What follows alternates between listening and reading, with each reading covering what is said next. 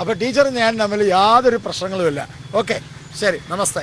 CPIMന്റെ സംസ്ഥാനത്തെ ഏറ്റവും മുതിർന്ന വനിതാ നേതാക്കളിൽ ഒരാളായ PK ശ്രീമതി ടീച്ചറോട് BJPയുടെ സംസ്ഥാന വക്താക്കളിൽ ഒരാളായ B ഗോപാലകൃഷ്ണൻ പരസ്യമായിട്ട് മാപ്പ് പറഞ്ഞു.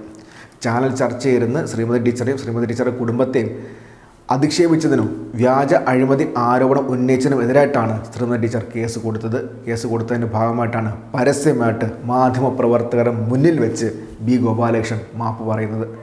ടീച്ചറുമായിട്ട് ഇനി ഒരു പ്രശ്നവുമില്ല, ടാറ്റ ബൈ ബൈ എന്ന് പറഞ്ഞാണ് B ഗോപാലകൃഷ്ണൻ അവിടുന്ന് മുങ്ങുന്നത്. ശ്രദ്ധിക്കേണ്ട കാര്യം എന്ന് വെച്ച് കഴിഞ്ഞാൽ, ഈ മാപ്പ് പറയുന്നതിൽ, ഈ ഖേദം പ്രകടിപ്പിക്കുന്നതിൽ വല്ലാത്തൊരു ജാള്യത അദ്ദേഹത്തിൻ്റെ മുഖത്തുണ്ടായിരുന്നു. അത് നമുക്കൊന്ന് കാണേണ്ടതാണ്.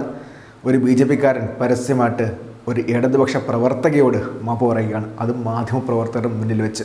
ദൃശ്യങ്ങൾ നമുക്കൊന്ന് കാണാം. വെച്ച് പറഞ്ഞതാണ്. ടീച്ചർ അതിൽ തൃപ്തിയായില്ല. ടീച്ചർ പറയുന്നത് അത് കുറച്ചുകൂടെ നന്നായി പറയണം. ഞാൻ പറഞ്ഞു കുറച്ചുകൂടെ നന്നായി പറയാം.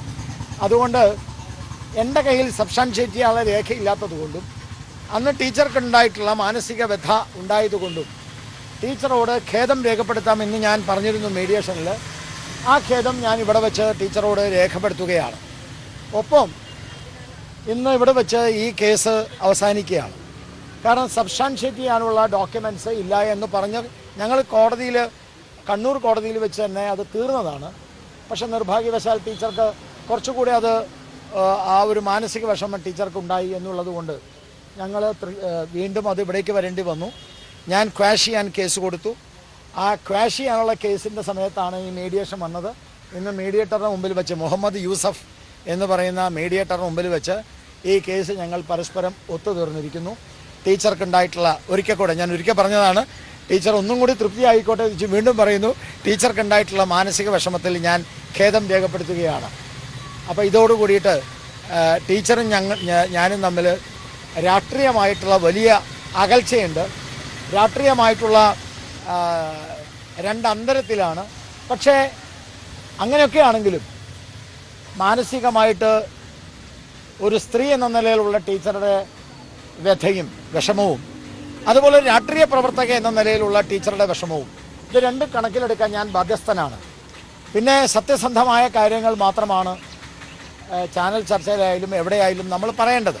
അപ്പോൾ അതിന് ചില സബ്സ്റ്റാൻഷിയേറ്റ് ചെയ്യാനുള്ള രേഖകൾ നമുക്ക് തരാൻ തീരുമാനിക്കപ്പെട്ടവർ ചിലപ്പം തന്നിട്ടുണ്ടാവില്ല. അപ്പോൾ PT തോമസ് ഇതെന്തുകൊണ്ട് പറഞ്ഞു എന്നുള്ളത് കൊണ്ട് തന്നെ ഞാൻ ആ കാര്യം നിങ്ങളോട് സൂചിപ്പിക്കുന്നു. അദ്ദേഹം ഇവിടെ ഇല്ല. അപ്പോൾ അങ്ങനെ സബ്സ്റ്റാൻഷിയേറ്റ് ചെയ്യാനുള്ള ഒരു രേഖയില്ലാതെ വന്നപ്പോൾ പിന്നെ ടീച്ചറിനെ ആ മാനസിക വിഷമം മാറ്റേണ്ടത് എൻ്റെയും കടമയാണ്. അതുകൊണ്ട് തന്നെ ഇപ്പോഴും ചാനൽ ചർച്ചയിൽ പോയിക്കൊണ്ടിരിക്കുന്ന വ്യക്തി എന്ന നിലയിലും ഞാൻ ഈ കാര്യത്തിൽ ടീച്ചറോട് പറയേണ്ടത് പറഞ്ഞു, നിങ്ങളോട് പറഞ്ഞു.